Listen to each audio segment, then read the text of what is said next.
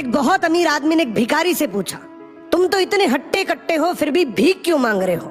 भिखारी बोला, साहब मेरे पास महीनों से कोई काम धंधा नहीं है, अगर आप मुझे नौकरी दे तो मैं भीख मांगना छोड़ दूंगा। अमीर बोला, मैं नौकरी तो नहीं दे सकता, लेकिन तुम मेरे बिजनेस पार्टनर बन सकते हो। मेरे पास एक चावल का प्लांट है, तुम चावल बाजार में सप्लाई करो और मुनाफा महीने के अंत में बांटेंगे। भिखारी ने कहा, लेकिन कैसे बांटेंगे? क्या मैं 20% लूंगा और आप 80%?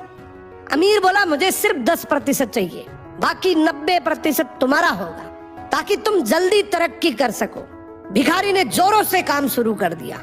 उम्दा चावल और सस्ते दामों से उसकी बिक्री बहुत बढ़ गई और उसे खूब मुनाफा हुआ।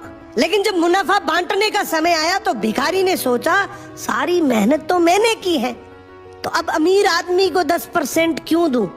अगले दिन अमीर आदमी आया और जब हिस्सा मांगा तो भिखारी ने बहाना करते हुए कहा कि साहब मुझे तो बहुत नुकसान हुआ है, मुझे जितना मुनाफा हुआ है उतना तो कर चुकाना है, तो इस हिसाब से मुझे कोई मुनाफा नहीं हुआ, तो आप इसके हकदार नहीं हैं। अमीर आदमी ने कुछ नहीं बोला और वहां से चला गया। भिखारी बड़ा खुश हुआ, सोचा सारा प्रॉफिट मेरा हो गया। अब भिखारी उन पैसे से रोज मौज करे। ऐसे करते करते उसके पास से सारे पैसे खत्म हो गए।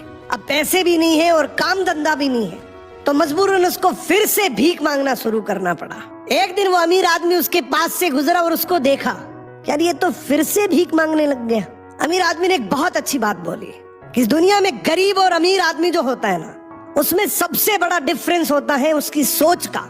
एक रिच माइंडसेट हमेशा ये सोचता है कि मुझे भी प्रॉफिट हो जाए और मेरे साथ जो काम कर रहे हैं उनको भी प्रॉफिट हो जाए, लेकिन एक पुअर माइंडसेट हमेशा ये सोचता है कि जो भी प्रॉफिट हो सिर्फ मुझे ही हो।